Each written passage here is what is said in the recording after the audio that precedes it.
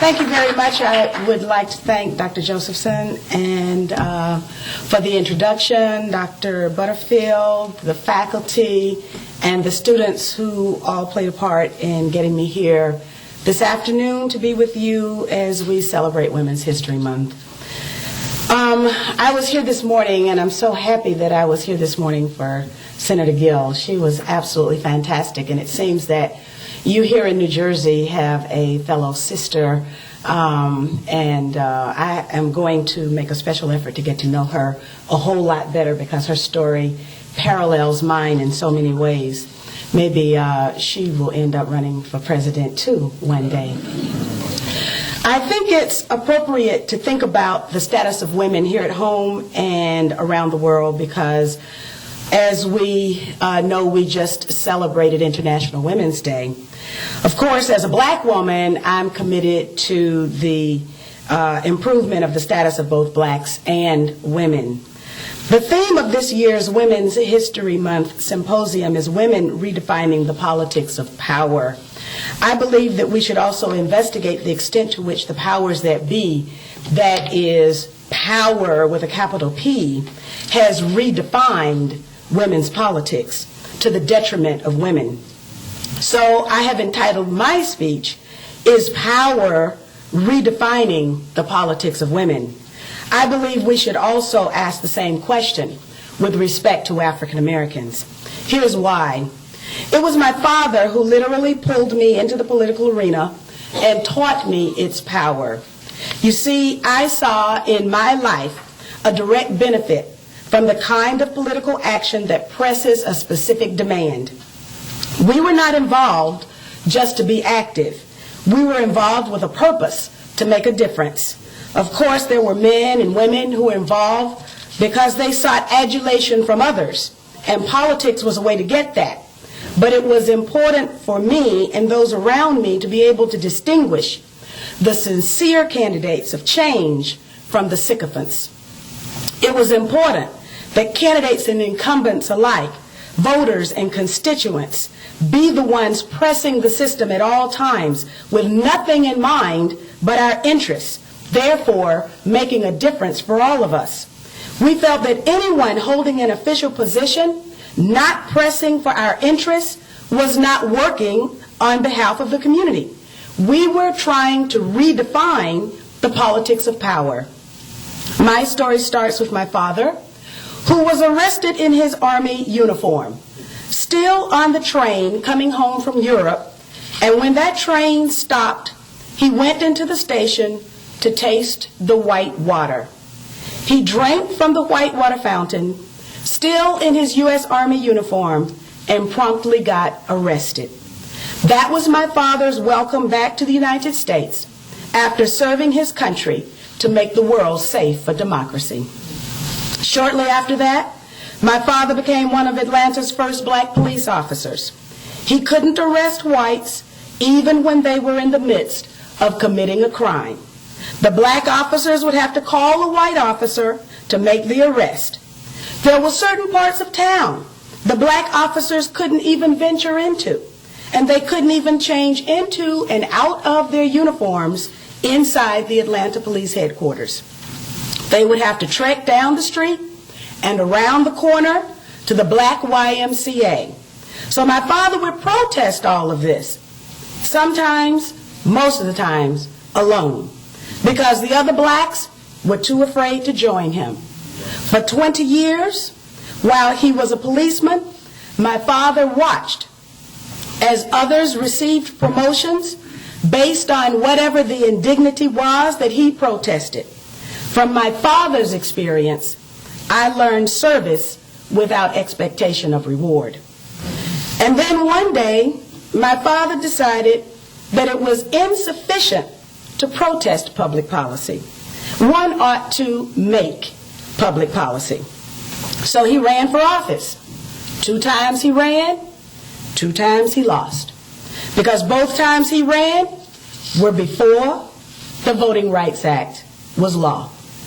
But then in August of 1965, after Lyndon Johnson signed the Voting Rights Act into law, things changed for black people across the South. Things changed for our country. From the film American Blackout, you get a bit of this history and the story of what happened to me twice and how the black vote was systematically disfranchised, not only in my elections by the use of crossover voting, but also in our last two presidential elections by various Republican schemes that remained uncontested by the Democrats. The Voting Rights Act mandated that election laws and certain practices prevalent in the South change or be discontinued. With the elimination of those practices, backed by the strong arm of the federal government and the courts, the landscape changed in Georgia, and my father ran for office and won. That was an interest in this case, black people redefining the politics of power with a capital P. With his position in the legislature, my father could use his power of his position to inject his values into the system and make the system respond.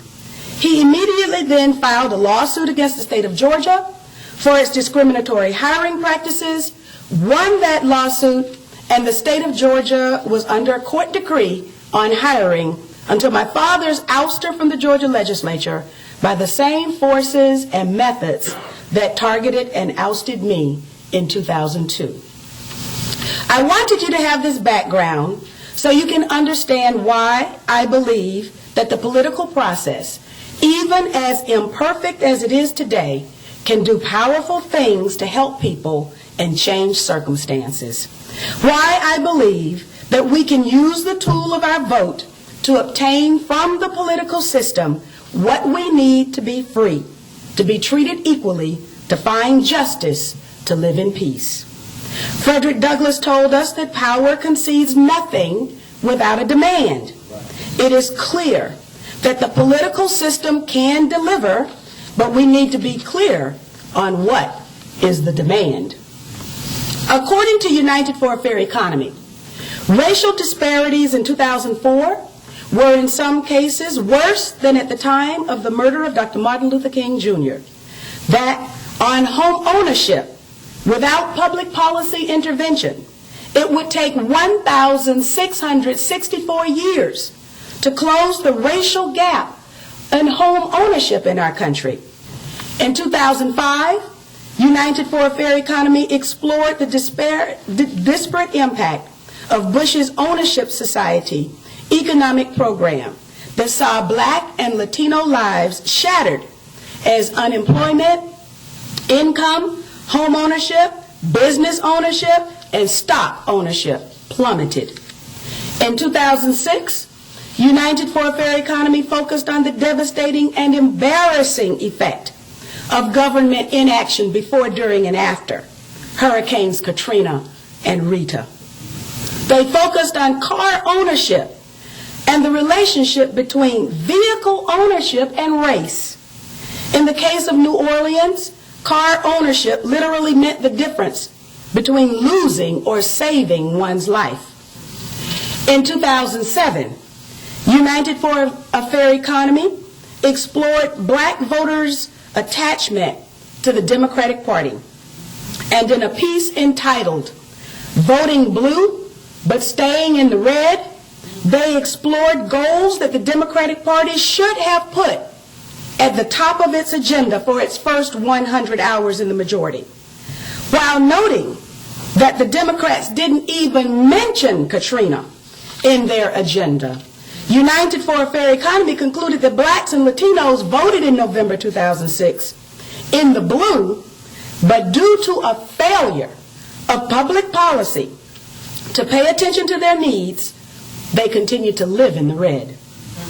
In United for a Fair Economy's 2008 report, they explored the subprime mortgage crisis and note that the largest loss of wealth in U.S. history is being experienced by the black and Latino communities, with an estimated $92 billion being lost by blacks and an estimated $98 billion being lost by Latinos. And while families who are losing their life savings and their only major investment are asked to sacrifice, policymakers are asking them to tighten their belts. But the bank CEOs are walking away with record remuneration. Sadly, United for a Fair Economy isn't the only research organization to find glaring and intolerable disparities by race in our society, with no appropriate public policies enacted to address them.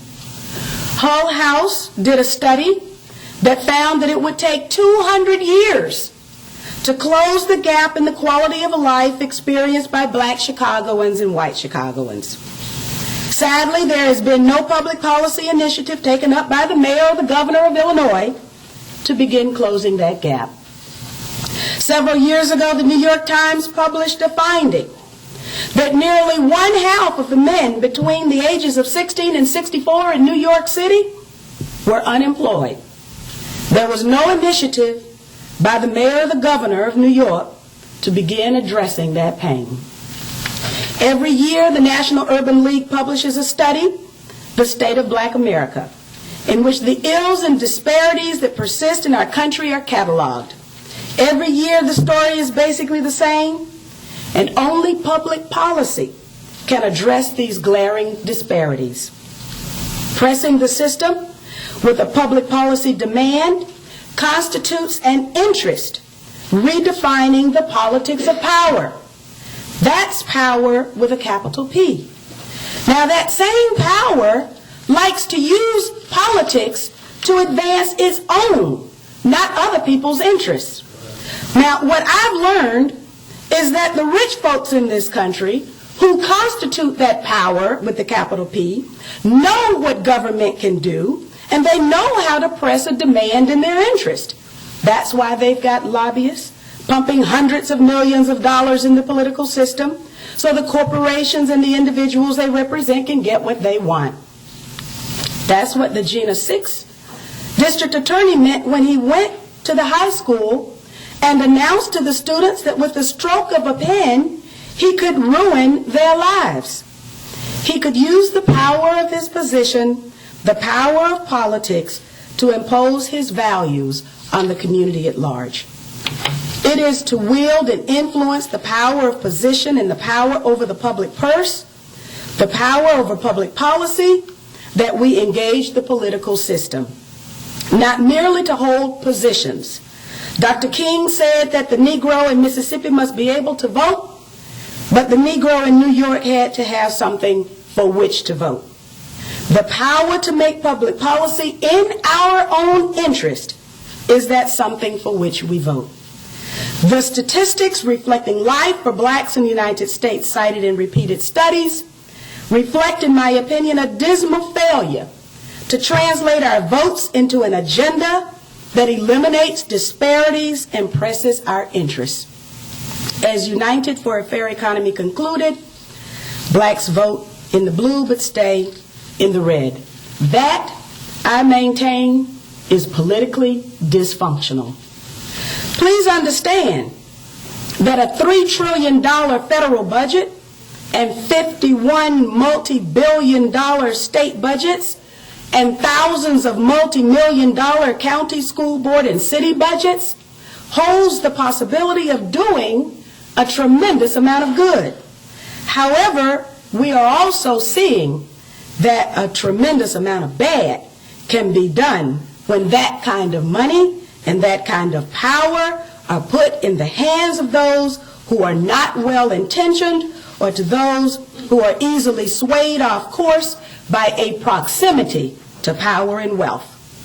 All that is necessary for the triumph of evil is that good men do nothing. I was not raised in a family where doing nothing was an option. So I participated in protests with my father to get the Civil Rights and the Voting Rights Acts passed. I faced an armed Alabama Klan with my father, and I eventually ran for office, not as a part of my vision, but as a part of my father's vision. I was content to merely support candidates who were about the right thing. But the 60s and 70s, despite the challenges, were heady times for the movement, because my father's generation identified a problem. They fashioned a solution. They implemented that solution, and they benefited from their sacrifices, and then relied on succeeding generations to continue pushing the movement forward. And move forward our country did.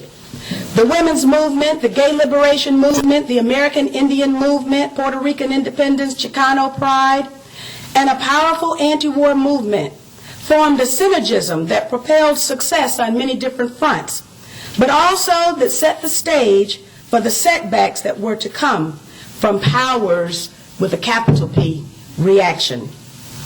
While the American patchwork of humanity was being stitched together for real change in our country, the government didn't sit still. Its response was COINTELPRO, the counterintelligence program, a program whose mission it was, in the words of the FBI, to misdirect, discredit, or otherwise neutralize black leadership in this country. I would posit to you that we, the keepers of the flame in my generation, failed to fashion a response to the concerted and largely successful COINTELPRO attacks on authentic leadership that surfaced as a result of our struggles. The official government-led attack on communities' authentic leadership is chronicled in Ward Churchill's book, The COINTELPRO Papers. There we see that in 1918, J. Edgar Hoover was concerned that Marcus Garvey excited the Negroes.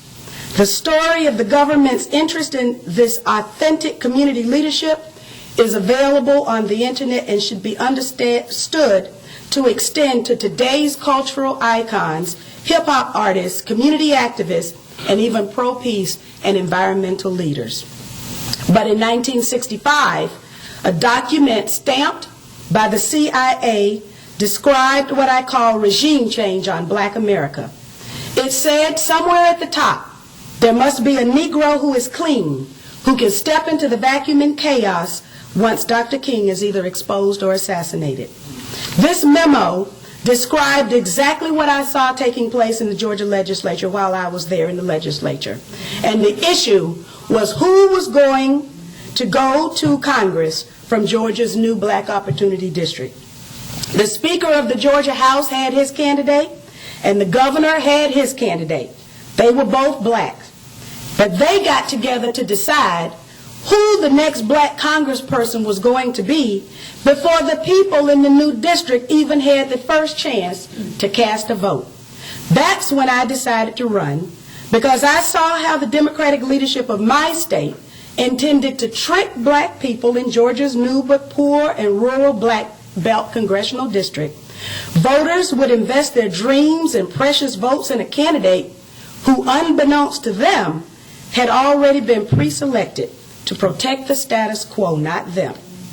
This was power's response to the agitation from the legislature to get more blacks from Georgia into the U.S. Congress. I witnessed this, pulled the plug on it, and that's how I became a member of Congress. I had the temerity to think the people should have a representative too, and the people agreed. So an immediate challenge was to understand the scope of the problem associated with true representation.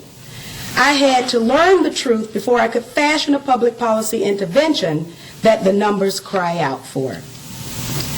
Now, would my experiences lead me to believe that the need for civil rights is over? The answer is an emphatic no. But I would quickly posit that power wants you to believe that the need for civil rights is over. Power doesn't want you to think about pressing a demand for a group of people. Power only wants you to press a demand for your single individual black self. Power wants the freedom to go about satisfying its interests and wants you to redefine what your interests are. So now I want to turn very briefly to women. The United Nations informs us that women have not achieved equality with men in any country, that most of the world's poor are women, roughly 50% of women experience some form of domestic violence, and the use of rape as a weapon of war is becoming more evident. It is the struggle of women for equal treatment in the political life of our country that has motivated women to become candidates for office. Did you know that even before women had the right to vote, women ran for president of this country? Between 1964 and 2004, there have been 50 women on at least one state ballot in November for president of the United States. But not until 1972 and the run of the unbought and unbossed Shirley Chisholm did women candidates do well. Chisholm got over 400,000 votes at that time, a record, and sent 151 delegates to the Democratic Convention. The only woman to appear on the ballot in all 50 states plus D.C. was Dr. Lenora Fulani in 1988. In 1987, Congresswoman Pat Schroeder formed an exploratory committee but declined to run after not being able to raise enough money. It was at this press conference that she cried, and then the media derision began for women politicians. However, by 2006, in an LA Times Bloomberg poll, only 4% of registered voters said that they would not vote for a woman presidential candidate. While this is certainly progress, it is public policy progress that ought to motivate our political activism and provide a measure of our effectiveness. So, for example, women are present and achieving influence in politics and in the labor force. But even today, with a woman Speaker of the House and a woman running for president, women still earn less for the same work than men. So even something worse has begun to happen that I've noticed recently. At first, for women candidates, the press pays real close attention to the clothes that you wear.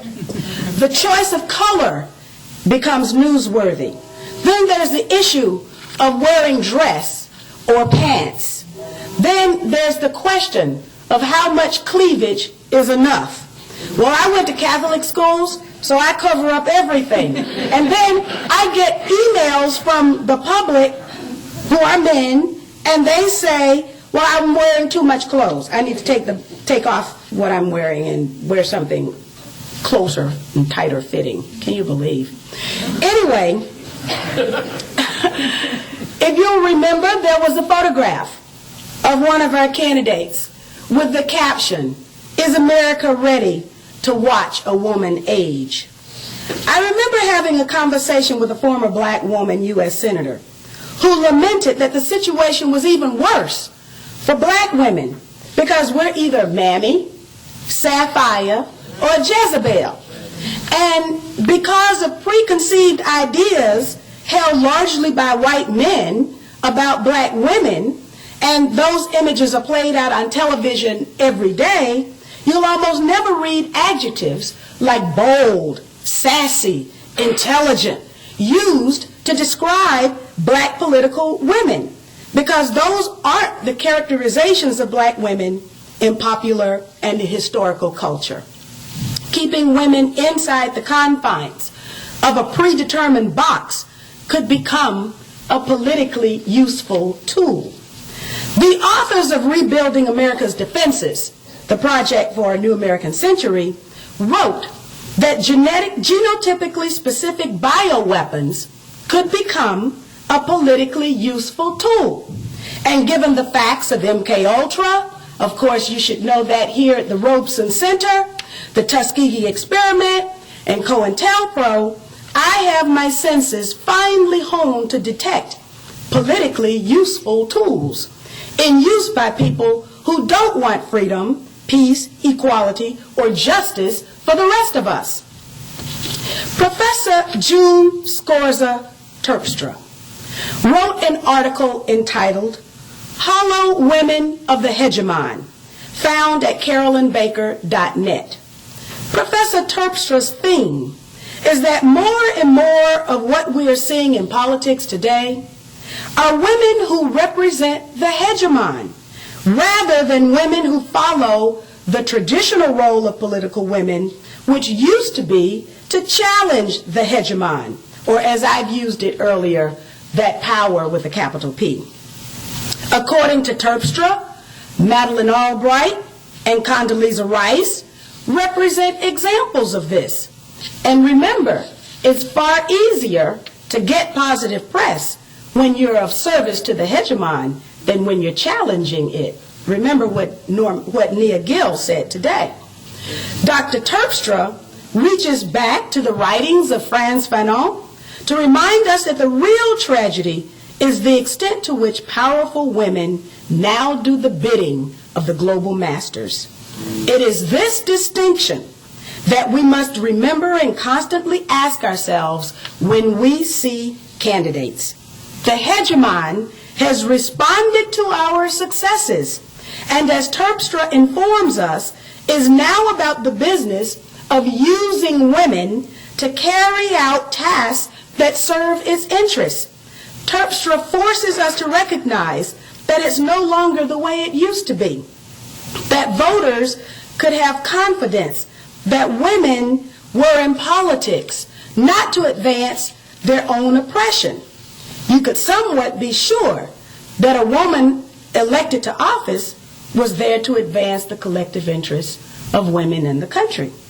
Terpstra concludes that we, who are standing with the oppressed and for liberation, need new rules and new strategies and tactics to deal with the dangerous realities of a new gender and colorblind imperialism.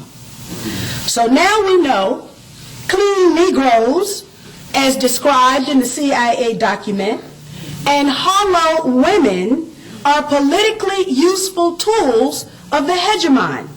They are the example, not of women and blacks defining power, but of power with a capital P, redefining the politics of blacks and women. Hence, the name of my remarks this afternoon. So if Terpstra is correct, and we are entering a new gender and colorblind imperialism, what are we to do about it? I think the solution lies in us never veering from our goals, to keep our eyes on the prize. And the prize for us is public policy, a result. We vote to have power over public policy, power over the use of the public purse. We vote for an agenda and platform that moves our interests forward.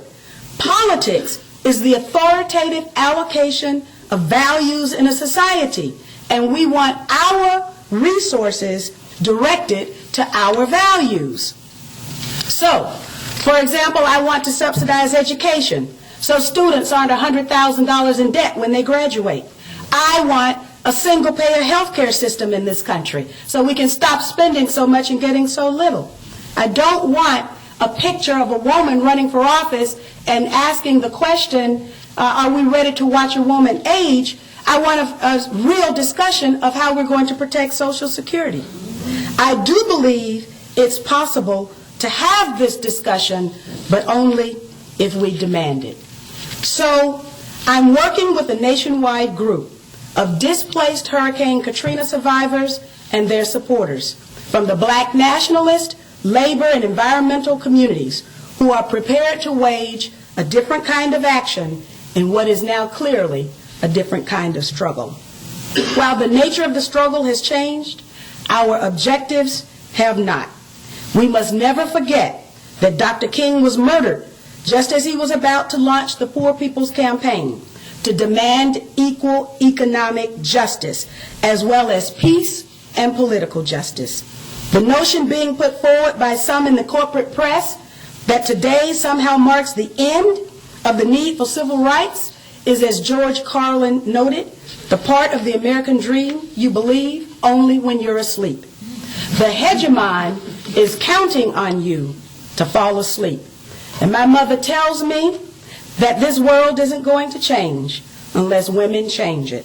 But the change agents are not the women of the hegemon. So stay alert. The people of our country need you.